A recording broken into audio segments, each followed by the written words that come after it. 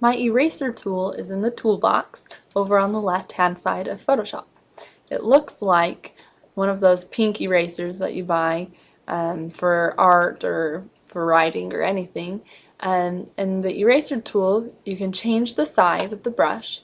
Right now my brush is a good, decent size. It's not too big, not too small.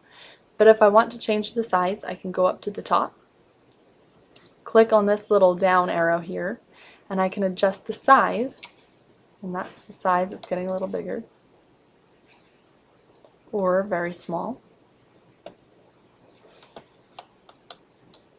And I can also adjust the brush hardness. The brush hardness shows how sharp the edges of the brush are.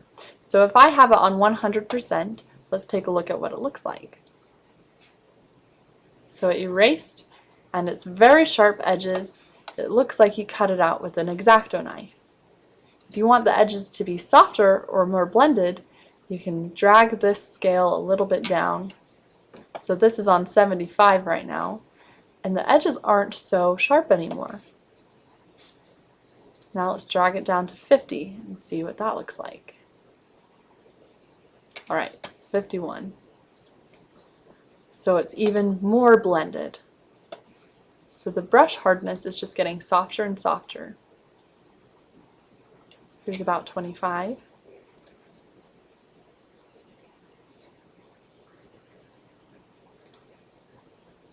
And here's 0. Look at the difference in each of these. Each brush has a different edge. They're all the same size that I used here, but with each one they get more and more blended. So if I want to erase this white area because I just want my light bulb showing, I need to do a few things. I need to adjust my size to where I want it, and I need to adjust my hardness. Do I want the edges to be very soft, or do I want them to be very hard, or somewhere in between?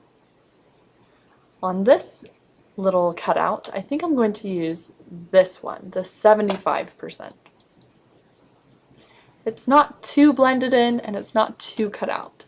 So I'm just going to carefully go around my edges and erase away all that I don't want. And notice that it's only erasing that white around my light bulb. It's not erasing this background. Because I am on the light bulb layer, it's only going to erase everything that I touch on the light bulb layer.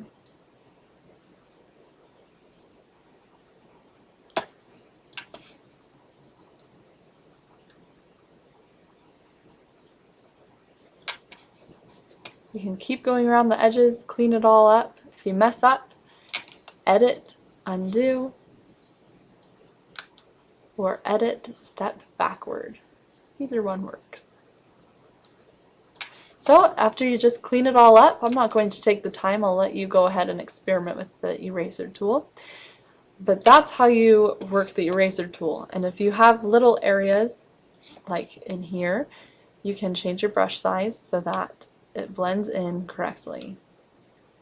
Don't be afraid to change the brush size of your eraser. It's very tiny if you need to, and clean it up.